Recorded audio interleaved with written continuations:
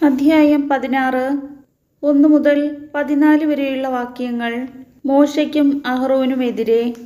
ലേവിയുടെ മകനായ കൊഹാത്തിന്റെ മകൻ ഇസ്ഹാറിന്റെ മകനായ കോറഹും റൂബൻ ഗോത്രത്തിലെ ഏലിയാബിന്റെ പുത്രന്മാരായ ദാത്താൻ, അബീറാം എന്നിവരും പെലത്തിന്റെ മകൻ ഓനും ഇസ്രായേൽ സമൂഹത്തിലെ നേതാക്കളും തിരഞ്ഞെടുക്കപ്പെട്ടവരും പ്രസിദ്ധരുമായ 250 പേരും മോശയെ എതിർത്തു.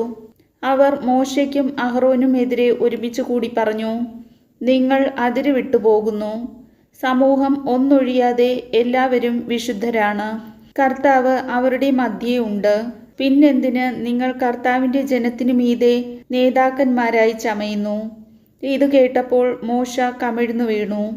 അവൻ കോറഹിനോടും അനുചരന്മാരോടും പറഞ്ഞു, വിശുദ്ധനാരെന്നും നാളെ പ്രഭാതത്തിൽ കർത്താവ് വെളിപ്പെടുത്തും. തൻ്റെ തിരഞ്ഞെടുക്കപ്പെട്ടവരെ അടുത്തു വരാൻ അവിടുന്ന് അനുവദിക്കും. നാളെ കോറഹും അനുചരന്മാരും കർത്താവിൻ്റെ മുമ്പിൽ ധൂപകലശമെടുത്ത് അതിലെ തീയിൽ കുന്തുരുക്കമിടട്ടെ. കർത്താവ് തിരഞ്ഞെടുക്കുന്നവനായിരിക്കും വിശുദ്ധൻ. ലേവി പുത്രന്മാരെ, നിങ്ങളുടെ പ്രവൃത്തി വളരെ കടന്നുപോയി.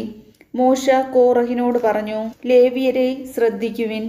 കർത്താവിന്റെ കൂടാരത്തിൽ ശുശ്രൂഷ ചെയ്യാനും സമൂഹത്തിന് മുമ്പിൽ നിന്ന് സേവനം അനുഷ്ഠിക്കാനും ഇസ്രായേലിന്റെ ദൈവം സമൂഹത്തിൽ നിന്ന് നിങ്ങളെ വേർതിരിച്ചത് നിസ്സാര കാര്യമാണോ?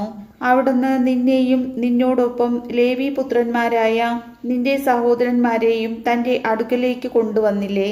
നിങ്ങൾ പൗരോഹിത്യം കൂടി കാക്ഷിക്കുന്നു. കർത്താവിനെതിരെയാണ് നീയും അനുചരന്മാരും സംഘം ചേർന്നിരിക്കുന്നത്. അഹ്റോനെതിരെ പിറുപിറുക്കാൻ അവൻ ആരാണ്? അനന്തരം ഏലിയാബിന്റെ മക്കളായ ദാത്താനെയും അബീറാമിനെയും വിളിക്കാൻ മോശ ആളയച്ചു. എന്നാൽ വരില്ലെന്ന് അവർ പറഞ്ഞു. മരുഭൂമിയിൽ വെച്ച് കൊല്ലേണ്ടതിന് തേനും പാലും ഒഴുകുന്ന നാട്ടിൽ നിന്ന് ഞങ്ങളെ കൊണ്ടുവന്നത് നിനക്ക് മതിയായില്ലേ? ഞങ്ങളുടെ അധിപതിയാകാൻ ശ്രമിക്കുക കൂടി ചെയ്യുന്നു. മാത്രമല്ല, നീ ഞങ്ങളെ തേനും പാലും ഒഴുകുന്ന ദേശത്തെത്തിച്ചില്ല. നിലങ്ങളും മുന്തിരിത്തോട്ടങ്ങളും കൈവശപ്പെടുത്തി തന്നതുമില്ല. ഇവരെ അന്ധരാക്കാമെന്നാണോ ഭാവം? ഞങ്ങൾ വരുകയില്ല. കർത്താവിന്റെ വചനം.